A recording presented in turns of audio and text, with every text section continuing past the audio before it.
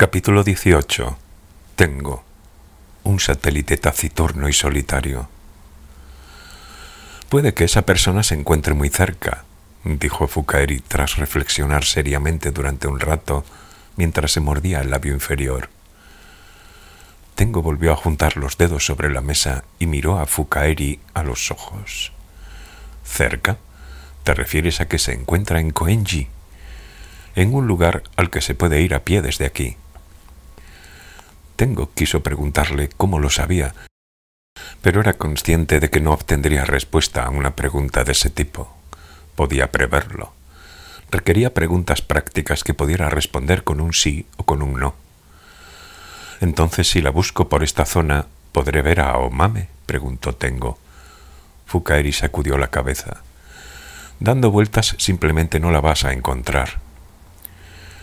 Está en un lugar al que puedo ir a pie, pero dando vueltas para ver si la veo no la voy a encontrar. Es eso lo que quieres decir, ¿no? Es que está escondida. ¿Escondida? Como una gata herida. La imagen de Aomame encogida y oculta en algún lugar mohoso bajo el suelo acudió a la mente de Tengo. ¿Por qué se esconde y de quién?, inquirió. Naturalmente no obtuvo respuesta. Pero al decir que está escondida, te refieres a que está en una situación crítica, ¿verdad?, preguntó. Una situación crítica. Fukaeri repitió las palabras de Tengo. Puso la misma cara que pondría un niño pequeño ante una medicina amarga. No debía de gustarle cómo sonaban aquellas palabras. Por ejemplo, que alguien la persigue, dijo Tengo. Fukaeri inclinó ligeramente el cuello. Quería decir que no lo sabía. Pero no va a estar por aquí para siempre. El tiempo es limitado. Es limitado. Pero está escondida en algún sitio como una gata herida, así que no andará de paseo por ahí. No, respondió categórica la bella muchacha. En definitiva, debo buscarla en algún lugar especial. Fukaeri asintió. ¿Qué clase de lugar especial podría ser?, preguntó Tengo. Ni qué decir tiene que no obtuvo ninguna respuesta. Hay varias cosas que recuerdas de esa persona, dijo Fukaeri al cabo de un rato. Quizás haya alguna que pueda serte útil. Útil, dijo Tengo. ¿Quieres decir que si recuerdo algo de ella, obtendré una pista sobre el lugar en el que se esconde? La chica se limitó a encoger un poco los hombros, sin responder. Ese gesto encerraba probablemente un matiz afirmativo. Gracias, le dijo Tengo. Fukaeri asintió brevemente, como una gata satisfecha. Tengo preparó la cena en la cocina. Fukaeri se afanaba en elegir un disco de la repisa. Aunque no había demasiados discos, le llevó bastante tiempo decidirse. Tras deliberar, cogió un viejo álbum de los Rolling Stones, lo colocó en el tocadiscos y bajó la aguja. Era un disco que le había prestado alguien en su época del instituto y nunca lo había devuelto. Hacía una eternidad que no lo escuchaba. Tengo preparó un pilaf con jamón, setas, arroz integral y una sopa de miso con tofu y algas wakame, mientras escuchaba Mother's Little Helper y Lady Jane. Coció coliflor y le echó una salsa de curry que había dejado preparada. Hizo una ensalada de verduras con judías y cebolla. A Tengo no le disgustaba cocinar y tenía por costumbre reflexionar mientras lo hacía, sobre asuntos cotidianos, problemas matemáticos, novelas o proposiciones metafísicas. Cuando se hallaba en la cocina, moviendo las manos, podía pensar las cosas mejor y de manera más ordenada que cuando no hacía nada. Pero por mucho que pensó, no se le ocurrió dónde podía estar ese lugar especial del que había hablado Fukaeri. Intentar ordenar algo que en sí carecía de orden no era más que un intento en vano. Apenas sacó algo en claro. Se pusieron a comer sentados uno frente al otro, con la mesa de por medio. Casi no intercambiaron palabras. Cada uno pensaba en sus cosas mientras se llevaba la comida a la boca en silencio, como un matrimonio en un periodo de hastío. O no pensaban en nada. Resultaba difícil de discernir, sobre todo en el caso de Fukaeri. Una vez terminada la cena, Tengo se tomó un café y Fukaeri sacó un flan de la nevera y se lo comió. Independientemente de lo que estuviera comiendo, su expresión nunca se alteraba. Parecía que no tenía en mente nada más que masticar. Tengo se sentó frente al escritorio en el que trabajaba y, siguiendo la sugerencia de Fukaeri, intentó recordar algo de Aomame. Hay varias cosas que recuerdas de esa persona. Quizás haya alguna que pueda serte útil. Pero Tengo era incapaz de concentrarse. Fukaeri había puesto otro álbum de los Rolling Stones, Little Red Rooster, un disco de la época en la que a Mick Jagger le apasionaba el Chicago Blues. No estaba mal, pero no era una música creada pensando en alguien que intentaba meditar profundamente y escarbar en la memoria. Los Rolling Stones eran una banda que apenas tenía esa clase de deferencia. Necesito ir a un sitio tranquilo y estar solo, pensó Tengo. Voy a salir un momento, dijo él. Observando la funda del álbum de los Rolling Stones que tenía entre las manos, Fukaeri asintió con aire de indiferencia. Si alguien viniera, no abras la puerta, le advirtió él. Tengo caminó hacia la estación durante un rato, vestido con una camiseta de manga larga azul marino, unos chinos de color caqui sin una sola arruga y unas zapatillas de deporte. Entró en un local llamado Cabeza de Cereal un poco antes de la estación y pidió una cerveza a presión. En el local se ofrecían bebidas alcohólicas y menús ligeros. Era pequeño y con unos 20 clientes ya estaría a rebosar. Había entrado en aquel bar unas cuantas veces. A partir de altas horas de la noche se llenaba de gente joven, pero de 7 a 8 los clientes eran relativamente escasos. Estaba silencioso y había un ambiente agradable. Era idóneo para sentarse solo en un rincón y leer un libro tomándose una cerveza. Los asientos también eran cómodos.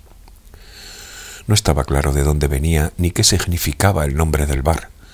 Podría habérselo preguntado al barman, pero no se le daba bien charlar con desconocidos. Además, no saber el origen del nombre tampoco le causaba ninguna molestia. En cualquier caso, el Cabeza de Cereal era un local bastante agradable. Por suerte no habían puesto música. Tengo se sentó a una mesa junto a la ventana, bebía su Carlsberg y, mientras mordisqueaba los frutos secos que le habían servido en un pequeño bol, comenzó a pensar en Aomame. Recordar a Aomame era regresar una vez más a cuando tenía 10 años. Era revivir un punto de inflexión en su vida. A los 10 años, después de que Aomame le hubiera cogido de la mano, Tengo se negó a seguir acompañando a su padre para cobrar la cuota de la NHK. Poco después experimentó una erección manifiesta y su primera eyaculación. Fue un momento decisivo en su vida. Por supuesto, ese momento habría de llegar aunque Aomame no le hubiera agarrado la mano, tarde o temprano. Pero Aomame lo estimuló y fomentó ese cambio, como si le hubiera dado un suave empujón. Durante mucho rato estuvo observando la palma abierta de su mano izquierda. Aquella niña de 10 años me agarró la mano y cambió por completo algo que había en mi interior.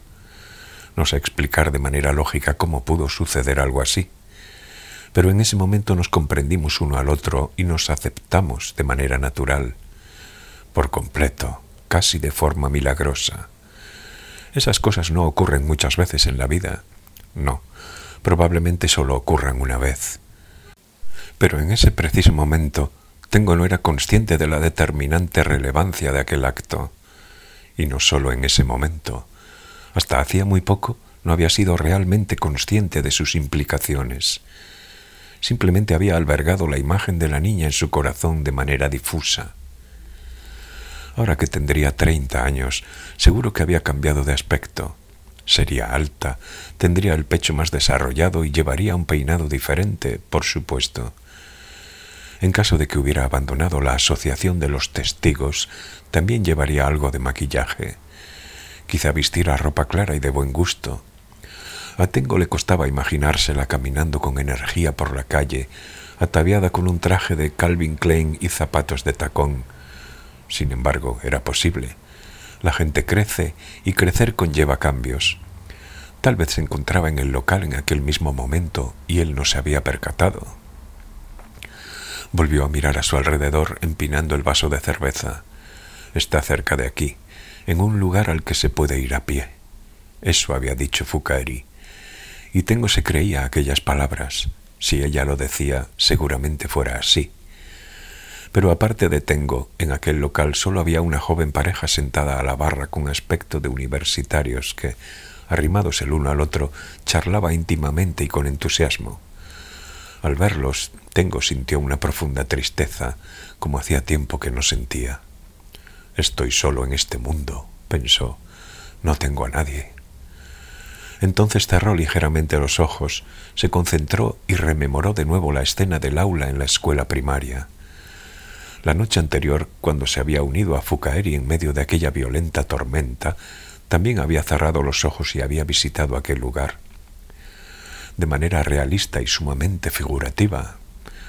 Parecía que a raíz de aquello su memoria había adquirido más nitidez que de costumbre, como si el aguacero nocturno hubiera lavado el polvo que la cubría.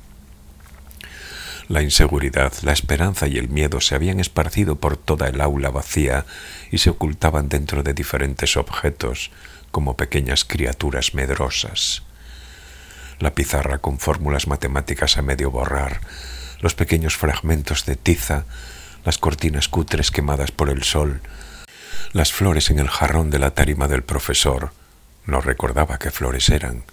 Los dibujos que habían pintado los niños, clavados en la pared con chinchetas, el mapamundi colgado detrás de la tarima, el olor del suelo encerado, las cortinas meciéndose, los gritos de alegría que entraban por la ventana.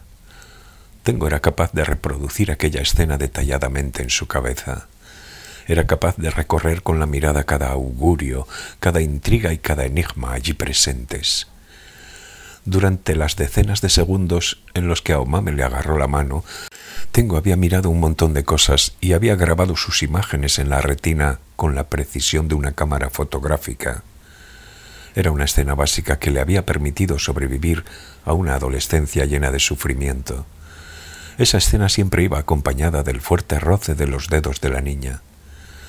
La mano derecha de ella siempre había alentado a Tengo, que se había hecho adulto a base de sufrimiento. «Tranquilo, estoy en ti». Eso es lo que le transmitía aquella mano. «No estás solo». «Está escondida», había dicho Fukaeri, «como una gata herida». Bien pensado, era una extraña coincidencia. Fukaeri también se escondía allí. No salía para nada del piso de Tengo. Las dos se ocultaban igualmente en aquel rincón de Tokio. Huían de algo. Ambas mantenían una relación profunda con Tengo. ¿Habría algún factor en común o sería una simple coincidencia? Por supuesto no obtenía respuestas. Solo surgían preguntas sin destino alguno. Demasiadas preguntas y muy pocas respuestas. Lo mismo de siempre. Cuando se terminó la cerveza, un joven dependiente se acercó a él y le preguntó si deseaba otra cosa. Tras titubear un instante, Tengo pidió un bourbon on the rocks y otro bol de frutos secos. «Solo tenemos Four Roses, ¿le importa?» Tengo dijo que no. Le valía cualquier whisky. Entonces volvió a pensar en Aomame. Un apetitoso olor a pizza horneada venía de la cocina que había al fondo del local. ¿De quién demonios se esconderá Aomame? Puede que huya de las autoridades judiciales, pensó Tengo. Pero Tengo no podía creer que se hubiera convertido en una delincuente. ¿Qué clase de crimen podía haber cometido? No, no se trataba de la policía. Los que le seguían el rastro, fueran quienes fuesen, no tenían ninguna relación con la ley. ¿Y si fueran los mismos que persiguen a Fukaeri? Se le ocurrió de pronto a Tengo. La Little People. Pero, ¿por qué motivo iba a perseguir la Little People a Aomame? Sin embargo, suponiendo que sean realmente ellos quienes la persiguen, seguro que yo soy quien desempeña el papel fundamental de vínculo. Tengo no comprendía por qué tenía que ser él tan importante en el devenir de aquel asunto. Si existía un factor que vinculaba a Fukaeri y a Aomame, este tenía que ser el propio Tengo. Sin comerlo ni beberlo, quizás he ejercido cierto poder que ha atraído a Aomame cerca de mí. ¿Cierto poder? Tengo observó sus manos. No sé. ¿Dónde tengo el poder? Le trajeron el Four Roses y otro bol de frutos secos. Tomó un trago de bourbon, cogió varios frutos secos en la palma de la mano y los sacudió ligeramente, como si fueran dados. Aomame se halla en algún lugar de este barrio al que se puede ir a pie. Eso es lo que ha dicho Fukaeri, y yo la creo. No sé por qué, pero de todos modos la creo. Pero, ¿cómo y dónde podría buscar a Aomame? Buscar a alguien que lleva una vida social normal y corriente ya no es sencillo. Si se esconde a propósito, el asunto se vuelve más complicado todavía. ¿Y si diera una vuelta por ahí gritando su nombre por un altavoz? No, de ese modo no saldría como si nada de su escondrijo. Simplemente llamaría la atención y la expondría a un mayor riesgo. Debe de haber algo que no soy capaz de recordar, pensó Tengo. Hay varias cosas que recuerdas de esa persona. Quizás haya alguna que pueda serte útil, había dicho Fukaeri. Pero ya antes de que se lo dijera a Tengo le había dado la sensación de que se había olvidado de uno o dos hechos importantes relativos a Aomame. De vez en cuando hacía que se sintiera intranquilo, como si tuviera un guijarro en los zapatos, de una manera vaga, pero seria. Tengo puso la mente en blanco, como si borrara un encerado, y volvió a escarbar en su memoria. Dragó el fondo del blando cieno como un pescador tirando de las redes en busca de todo lo relativo a Aomame, a sí mismo y a lo que giraba en torno a los dos. Volvió a considerar cada cosa por orden y con cuidado, pero aquello había ocurrido hacía 20 años. Por muy nítida que fuera aquella escena, las cosas que podía recordar de manera concreta eran limitadas. Así y todo, Tengo debía recordar algo allí presente, algo que le había pasado inadvertido, y debía hacerlo de inmediato. Si no, quizá nunca encontraría a Aomame, que debía de andar por aquel barrio. De creer las palabras de Fukaeri, el tiempo era limitado, y algo la estaba persiguiendo. Tengo decidió pensar en la mirada. ¿Qué había mirado a Aomame en ese momento? ¿Y qué había mirado el propio Tengo? Volvería a reflexionar siguiendo el flujo del tiempo y los movimientos de sus miradas. Mientras le agarraba la mano a Tengo, la niña lo había mirado a la cara. No había apartado la vista de él ni un segundo. Al principio, como no comprendía el significado de aquel comportamiento, Tengo la miró a los ojos en busca de una explicación. Tiene que haber algún malentendido o algún error, pensó él, pero no había ni malentendido ni error. Se dio cuenta de que los ojos de la niña eran de una claridad pasmosa. Nunca había visto un par de ojos tan puros y claros. Eran como un profundo manantial cuyo fondo no se ve a pesar de ser transparente. Mientras aquellos ojos lo observaban durante tanto rato, le dio la impresión de que se lo tragaban hacia su interior. Por eso apartó la vista, para huir de ellos. No pudo evitarlo. Primero contempló el suelo de madera a sus pies, contempló la entrada desierta del aula y luego giró el cuello y dirigió la vista hacia la ventana. Entretanto, la mirada de Aomame no se movió ni un ápice. Tenía la mirada clavada en los ojos de Tengo que miraban por la ventana. Él sentía esa mirada quemándole la piel, y aquellos dedos agarraban la mano izquierda de Tengo sin dejar de apretarle.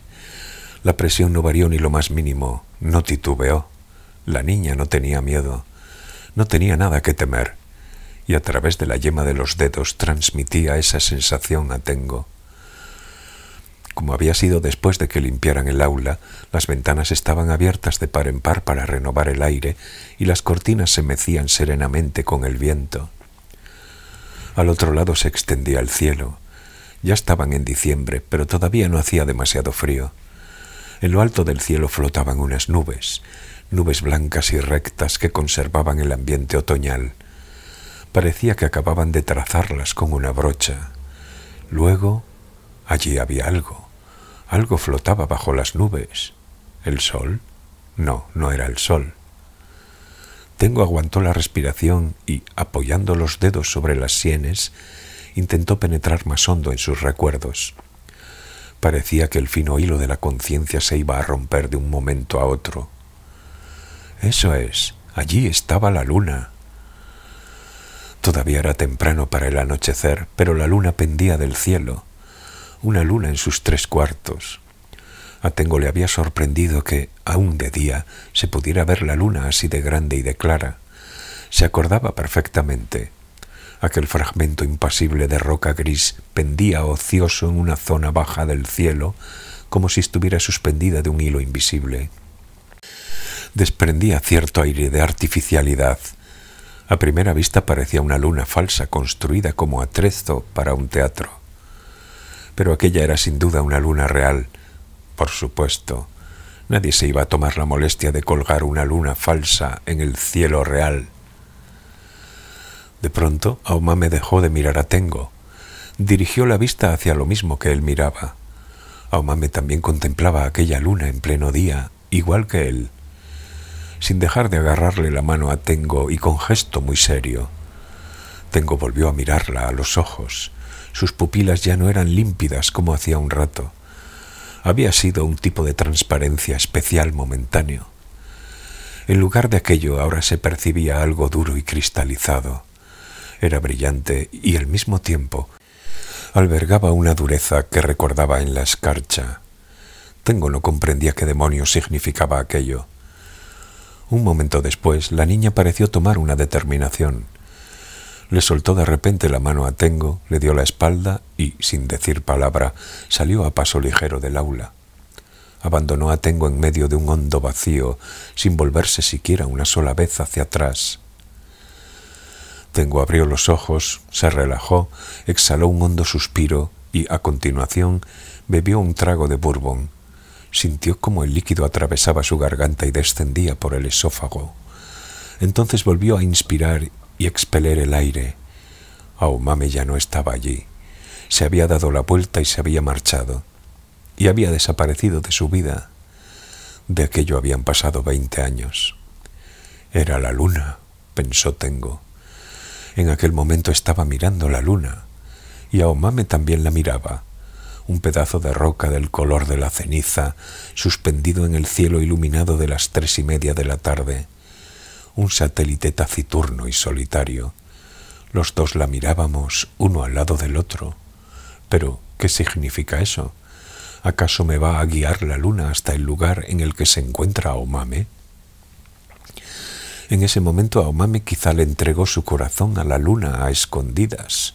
Se le ocurrió de pronto a Tengo. Quizás ella y la luna habían hecho un trato secreto. La mirada de la niña hacia la luna encerraba una especie de sinceridad absoluta que lo llevaba a asumir esa suposición. Por supuesto desconocía qué le había ofrecido Aomame a la luna en aquel entonces, pero Tengo se imaginaba más o menos qué le había concedido la luna a ella.